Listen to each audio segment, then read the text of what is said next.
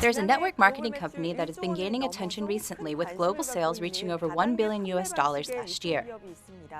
The gross sales of this company have grown by double digits annually for 8 consecutive years since its founding in 2009. This is quite an impressive record.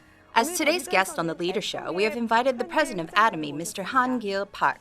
We will learn about his very own management philosophy and the culture of his company that is less than 10 years old.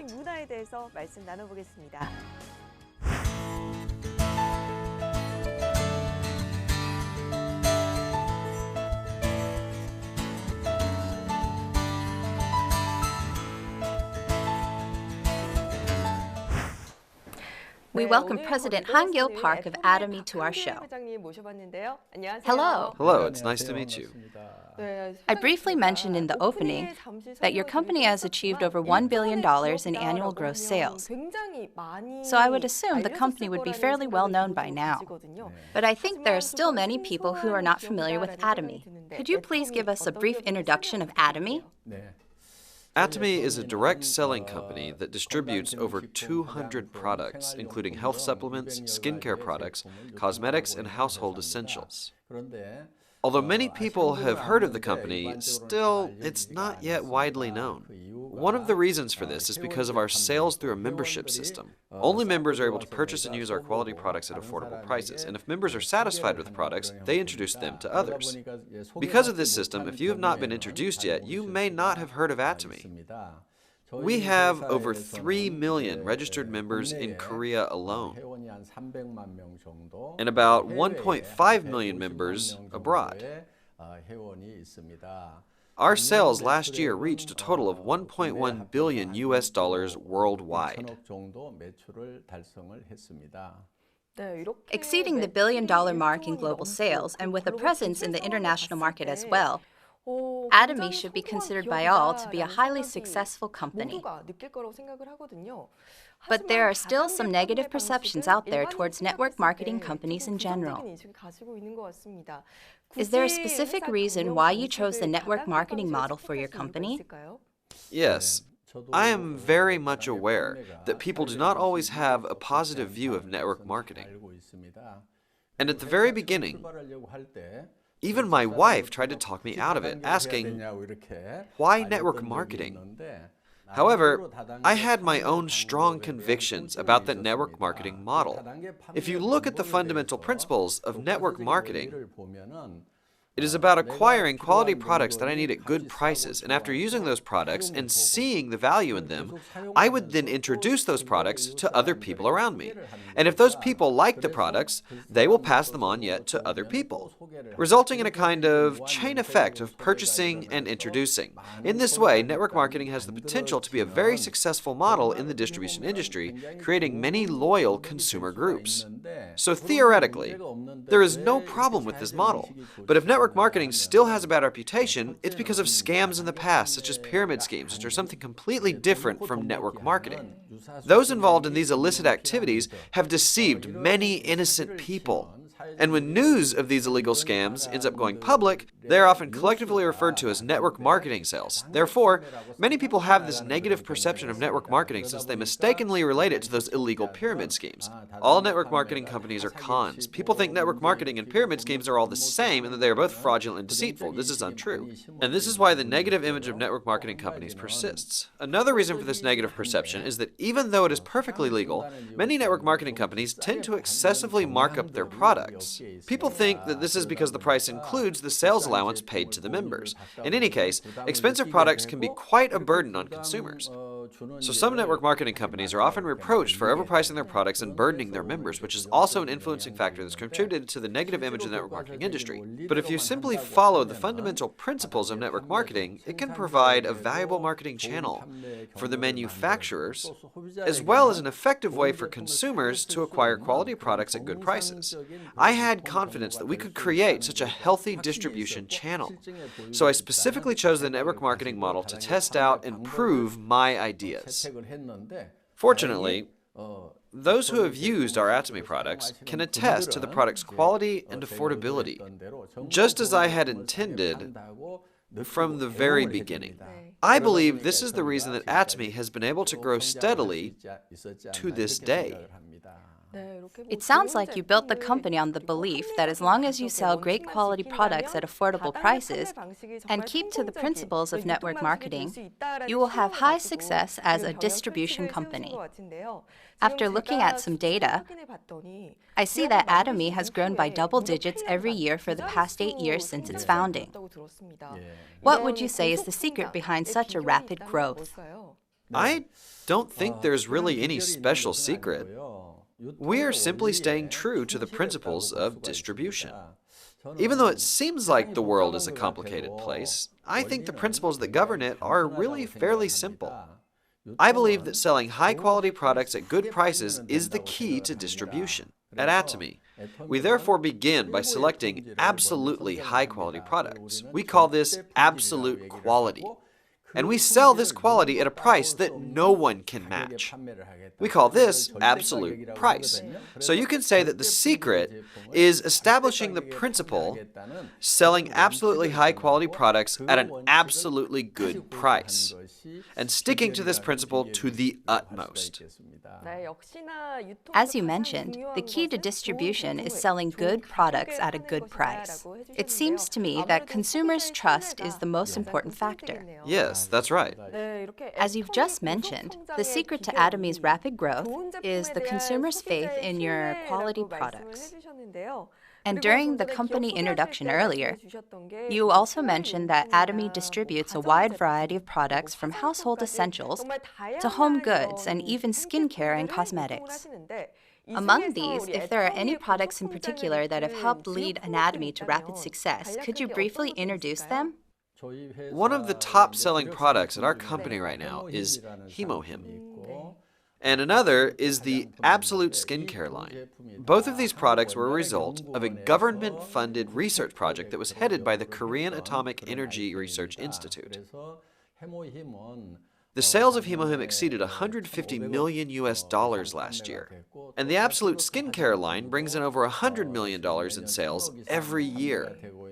These are our two main leading products. In addition, Atomy's toothbrush and toothpaste are also very popular products. Our toothbrushes are said to be sold at a rate of almost one toothbrush per second. We sold about 27 million toothbrushes last year. And as for our toothpaste, we have sold about 100 million tubes of them to date. $150 million a year and over 100 million sold. These are outstanding figures. I actually did some research on Atomy for this show. And one thing that stood out to me was how Atomy focuses on a win-win relationship with its partnering companies. What kind of efforts have you been making to cooperate and grow together with your business partners? We adhere to a principle that we have established since our founding, which is a one-product, one-partner principle. This principle means that we only partner with one company per product. Thus, our partner company can manufacture products without worrying about who will be buying what they make. And unless our partner is dishonest with us, we would never switch to a different supplier. This allows our supplier to conduct more research and development on their products and invest more in their facilities in the long run. This is an example of how we support our business partners. Moreover, most of our products are supplied by small and medium-sized companies. If the products are of the same quality and price, we prefer those to come from small and medium-sized companies. In most cases, however, these companies have a lack of capital. They are short on money. In order to help relieve some of their financial difficulties, as long as the products we order arrive at our warehouses, we pay them in cash within 1 week of arrival, even before we start to sell those products. We pay cash, not with promissory notes or anything else. Many partner companies have said this payment policy was a big help in operating their businesses. I also say to them, if you have to go to the bank to borrow money, please come talk to Atomy first. Because in the case of borrowing money from a bank, they have to pay interest, and that interest eventually means higher prices for our customers. So, as long as we can afford it, we offer to make advance payments by which the company can use the funds with no interest. This is another example of our win-win efforts. Judging from your comments, it sounds like if a company simply becomes a business partner of Atomy, all will be very well. But I think some people may doubt if such a company as Atomy really exists. I'm not sure if I can ask you this, but could you please give us some real examples of what you have said? Of course I will. There was once a fire at a production line of Serum Foods, one of our partner companies. Although Serum Foods had their facilities insured against fire, they still faced some financial hardships. We provided financial aid in the amount of $1 million to support them in fully restoring their facilities and improving their production lines. 저희가 화재를 당한 적이 있었습니다. 애터미의 지원을 받아서 바로 신축 공사를 시작할 수가 있었고 약 30%의 생산성이 향상된 시설로 마무리할 수가 있었습니다. As a token of their thanks, they increased the volume of each ramen bag by 17% without us even asking them to. As a result, our customers could enjoy more for their money. There is also a company called Colmar B&H. When they first partnered with us, they were a small research company of only about 3 or 4 employees. But now, it has grown enough to be listed in the KOSDAQ and has a corporate value estimated to be worth $1 billion. In fact, most of the small and medium-sized companies that have partnered with Atomy have grown by 5 or even 10-fold. Their management indices clearly show that they have become very stable companies, both financially and in size. As an entrepreneur, I regard such an outcome as very meaningful and rewarding. After hearing about these real cases of how companies have experienced success after partnering with Atomy, I have more and more confidence in Atomy's management philosophy.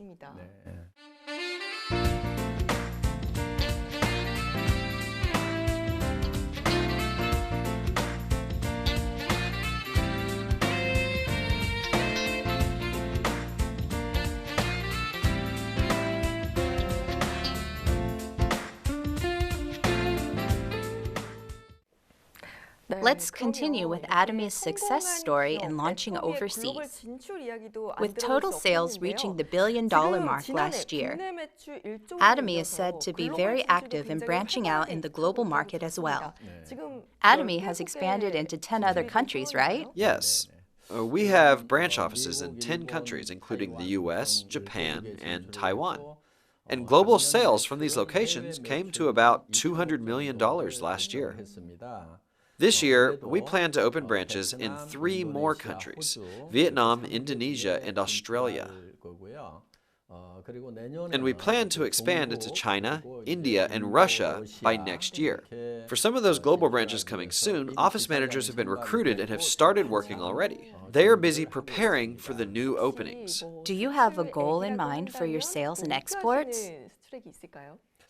We have consistently been recognized for our outstanding export records. We have been awarded the Export Tower in recognition of $5 million, $10 million, and $30 million of exports, and last year we were awarded the Export Tower for $50 million. This year we're expected to receive the $100 million Export Tower. As of now, our annual sales in Korea are about $1 billion, and in the long run, we expect that our sales overseas will reach about 5 to 10 times that of our domestic sales. So, my heart is filled with anticipation for the future of Atomy's global success. I'm excited that Atomy is expected to be awarded the $100 million Export Tower this year. Atomy will be actively expanding into the global market and continuing to branch out into more and more countries worldwide. Does Atomy have a particular strategy for targeting the global market? Yes. We have something called the GSGS strategy, which is the Global Sourcing Global Sales strategy. We go beyond selling products just made in Korea. If one of our partnering countries has a great product that has high market potential, we will source it. That means that we will purchase that product and not only sell it in Korea, but in all the other countries where we have branches. I suppose you could call this intermediary trade. For example, sandwich seaweed and aroma patches are products that come from Taiwan. We take those products and export them to Singapore and Malaysia. They can be brought into Korea, but these Taiwanese products can also be exported to Singapore and to Malaysia. I see. So that's how you expanded globally. Yes, this GSGS strategy not only helps Taiwan, but people in Singapore and in Malaysia also benefit from enjoying high-quality products at an affordable price. For another example, we purchase pepper that is produced in Cambodia, and we sell it in Korea, as well as in the 10 other countries where Atomy is located. Therefore, from all kinds of products worldwide, we hand-pick and source those that have a competitive edge in quality and price. In other words, we source only products that meet absolute quality, absolute price standards, and we sell those products to other countries. That's why we call it global sourcing, global sales. Our dream is for Atomy to become a worldwide hub of distribution. This is my vision for Atomy.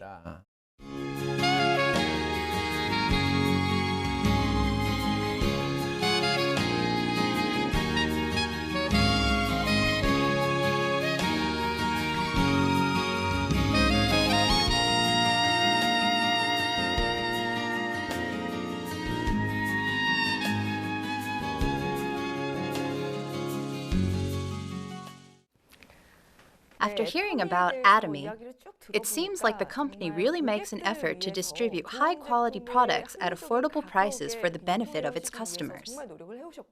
And Atomy is a company that works even harder to grow together with its partnering companies. While researching about Atomy, I came across some unique keywords. Let's take a look at these keywords to learn about Atomy's management philosophy and organizational culture. Could you please tell us about these? Sure. The first key phrase is feeding cows versus feeding babies. I don't really understand what this means. This is what we refer to as the kind of mindset we should have toward our customers.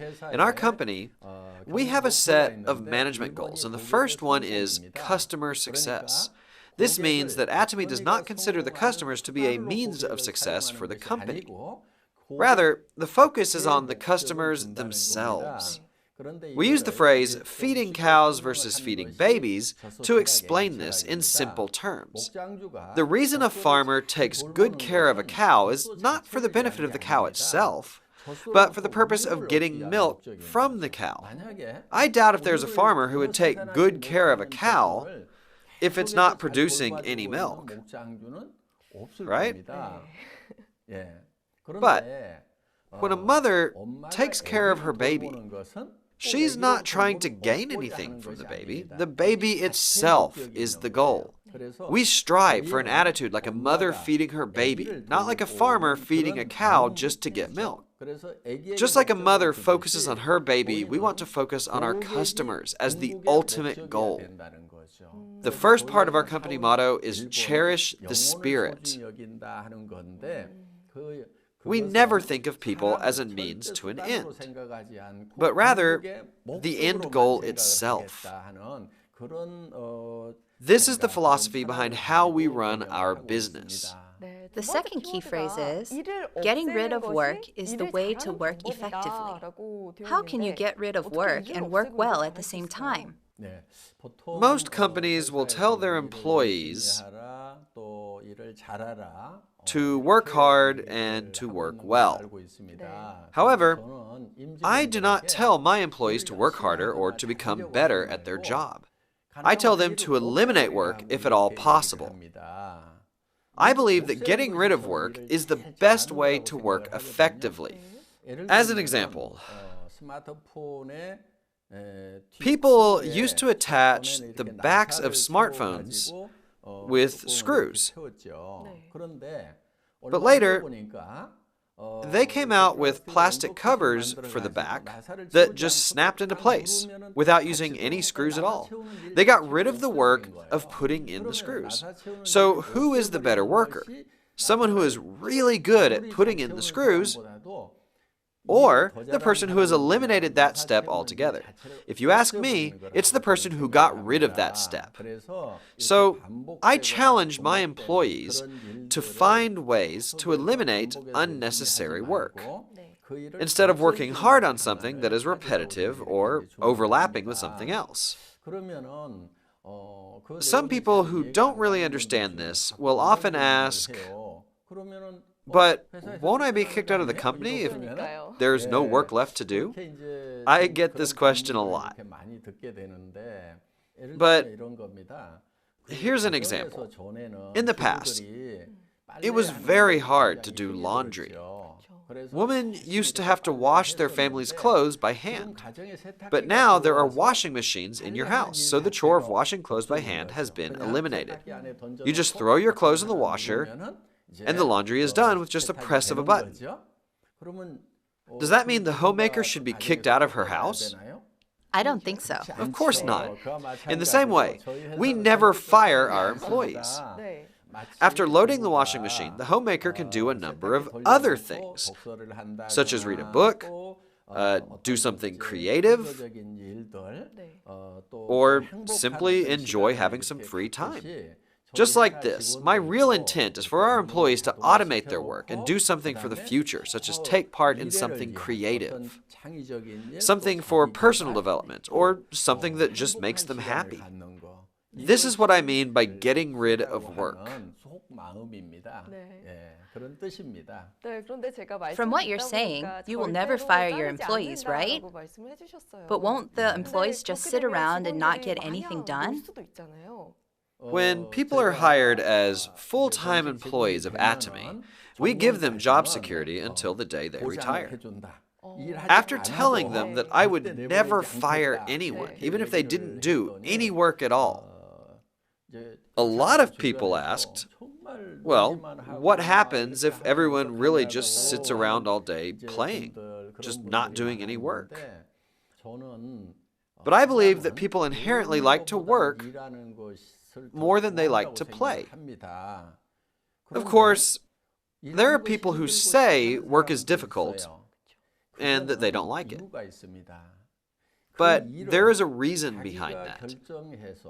It's because those employees don't have the power to make their own choices and have to follow orders that are assigned from above. They don't like to work because they have to work like a machine in some ways. But if employees are given the power to make their own decisions, they may agree with me that there is nothing more fun than working. That's why if someone joins our company, we don't give them a job description filled with tasks. Instead, we just leave them alone for a little while.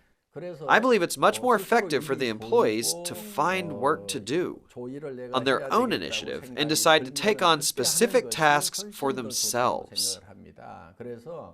Work shouldn't be something that you dread. I think work should be more fun than play.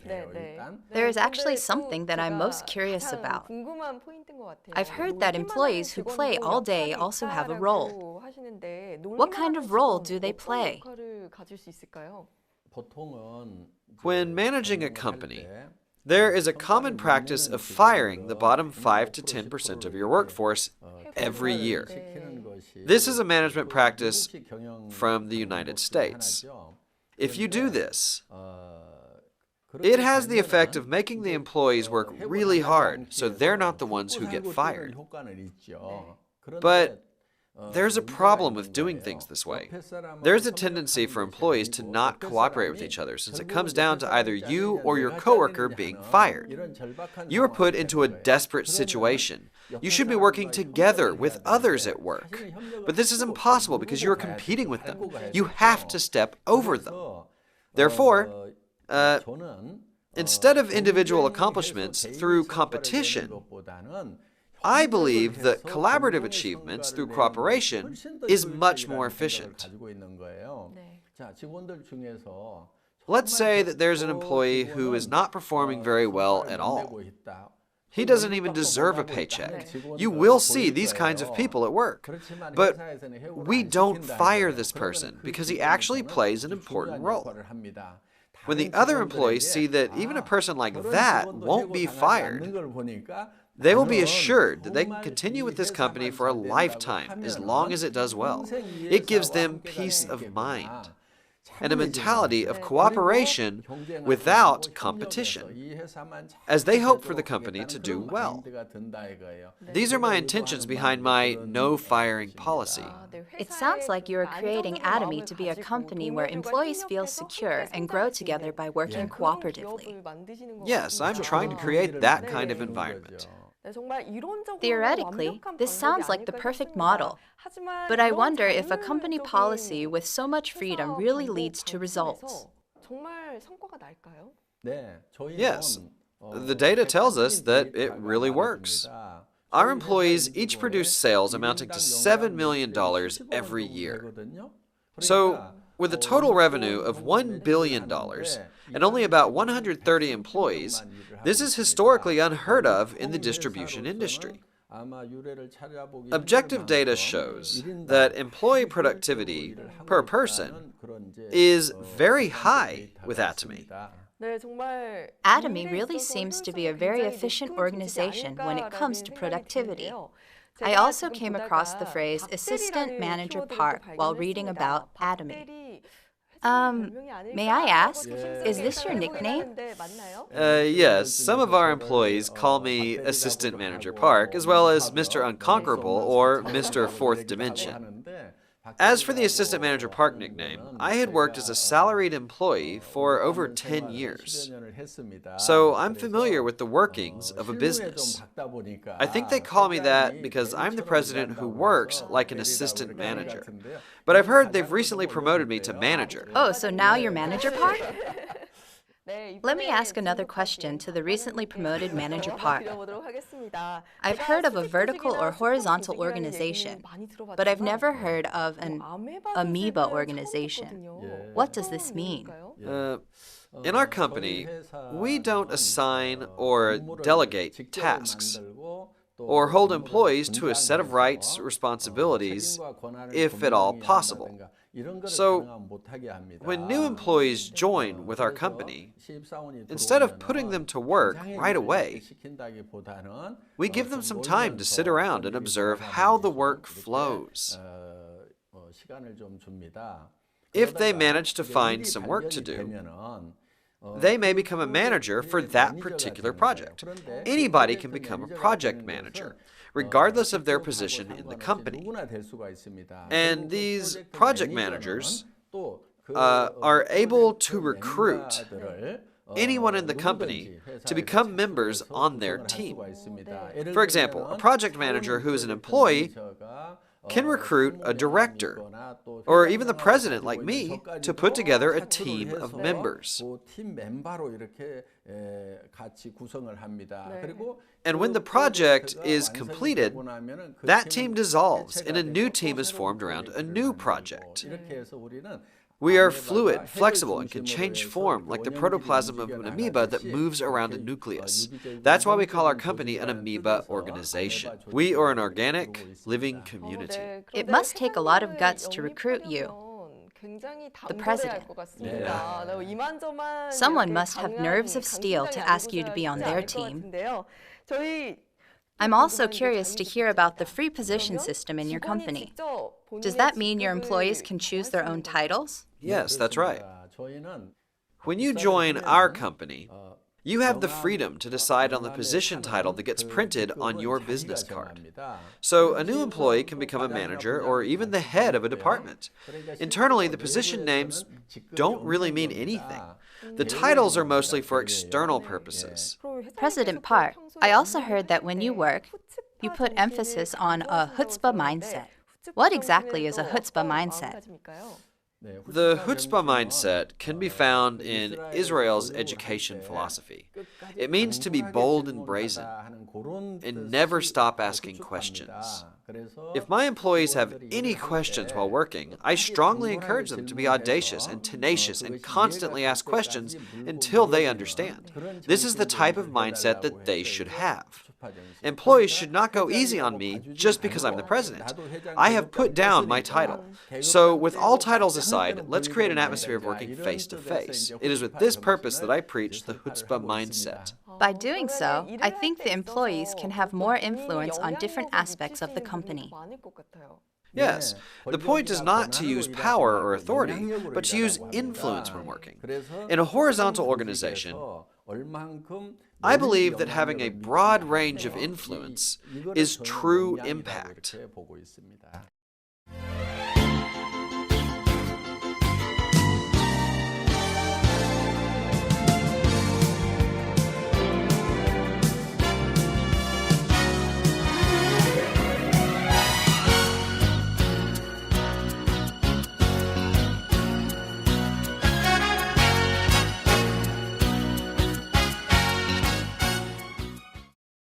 So far, we have found out about President Han-gil Park's management philosophy and the culture of Atomy through various keywords. I heard that Atomy is building a new office building, and the concept of this building is offices within a gym. Could you please share with us your motivation behind this project? Usually, companies tell their employees to work hard and to work a lot. But I tell my employees to try and eliminate work. After you get rid of work, we should play, right? So we're developing a workplace where our employees can play. If they have time to play and enjoy themselves at work, they will be sure to come up with creative new ideas. Wow! After hearing about Atomy's corporate culture, I have to say that it's beyond unique. It is revolutionary. After listening to your talk today, President Park, I get the impression that you are a very smart, influential businessman. Now I'd like to ask you my last question for today. How do you want Atomy to expand moving forward? What are your future aspirations for this company? People call this time period the information age. One characteristic of the information age is that we are flooded with a tremendous amount of information. So, it is very difficult for consumers to discern what information is useful or beneficial to them. It can be very confusing and overwhelming. Atomy wants to be the company that helps consumers with this overload of information and provide just the right products for them at the lowest possible price. A reliable company with products that you can trust and use. Atomy would select the most relevant and beneficial information for its consumers, acting like a kind of shopping curator. This is how I would describe it.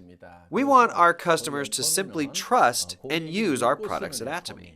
We strive to become the company where consumers can just buy any of our products and know that these are the best products for them, minus the hassle and information overload.